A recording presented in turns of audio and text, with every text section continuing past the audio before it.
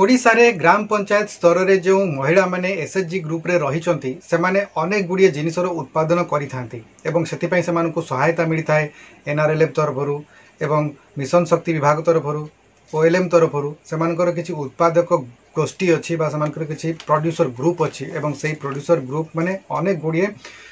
उत्पादन करिथांती एवं सामग्री जो उत्पादन करिथांती ताकू सेमाने बजार में विक्रय करिथांती एवं लाभवान होता है। विभिन्न प्रकार स्कीम माध्यम से प्रोत्साहन राशि मिलता है जहाँ सहयोग से समाने विभिन्न प्रकार उत्पादन करिथांती जेपरिक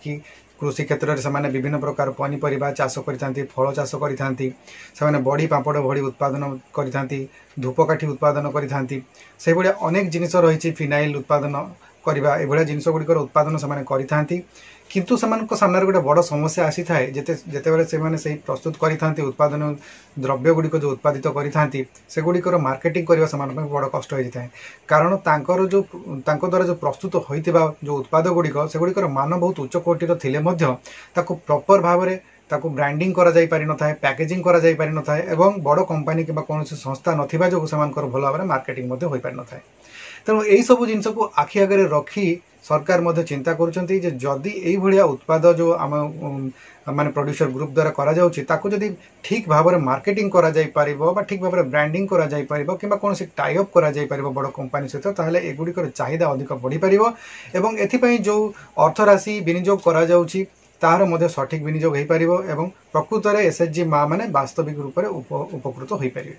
तेणु यहाँ आखि आगे रखी ओरमास तरफ रप्तानी एवं ई कमर्स संपर्कित एक कर्मशाला विभिन्न संस्था सहित 4टी बुझामणा पत्र स्वाक्षरित होईछि ता कोन रहिछि चलंतु ए वीडियो जानिबा।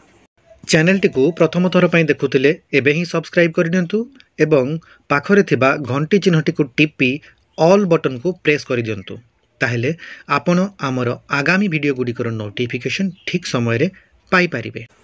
देखो पंचायती राज एवं पानीय जल विभाग अधीन ओरमास द्वारा आयोजित 2 दिनिया रप्तानी और ई कमर्स कर्मशाला एवं बुझामणा पत्र स्वाक्षर कार्यक्रम में मान्यवर पंचायती राज एवं पानीय जल एवं ग्राम उन्नयन मंत्री रवि नारायण नायक द्वारा उद्घाटित होईछि।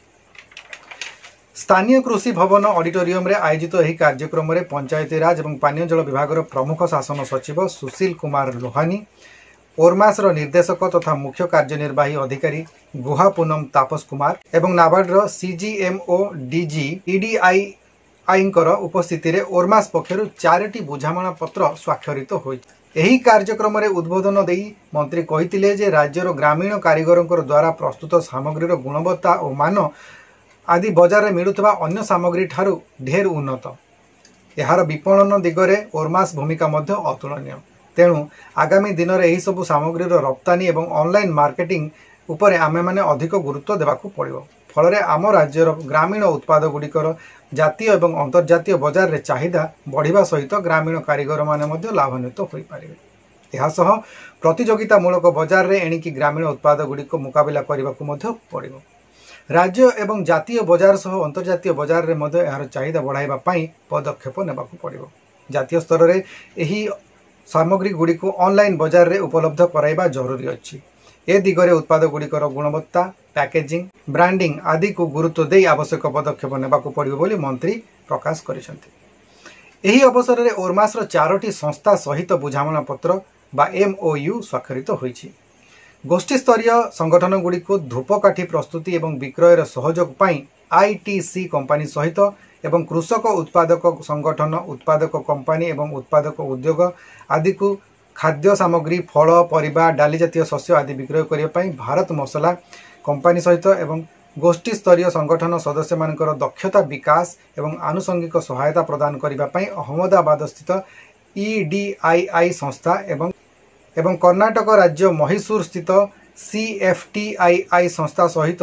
फल अमलर परवर्ती प्रक्रियाकरण एवं खाद्य प्रक्रियाकरण तालीम और वैषयिक ज्ञान कौशल दिगरे दक्षता विकास तालीम प्रदान करने निमंते एक बुझामणा पत्र स्वाक्षरित होईछि। मंत्री श्री नायक एवं विभागर प्रमुख शासन सचिव श्री लोहानी उपस्थिति रे ओरमास तरफरु निर्देशक तथा मुख्य कार्यनिर्वाही अधिकारी गुहा पूनम तापस कुमार एही बुझामणा पत्र रे स्वाक्षरित करथिले। एही अवसर रे ओरमास द्वारा परिचालित कृषक उत्पादक संगठन उत्पादक गोष्ठी और उत्पादक उद्योग आदि विभिन्न जिले प्रस्तुत होता सामग्री गुड़िकर एक क्षुद्र प्रदर्शनी आयोजित होता।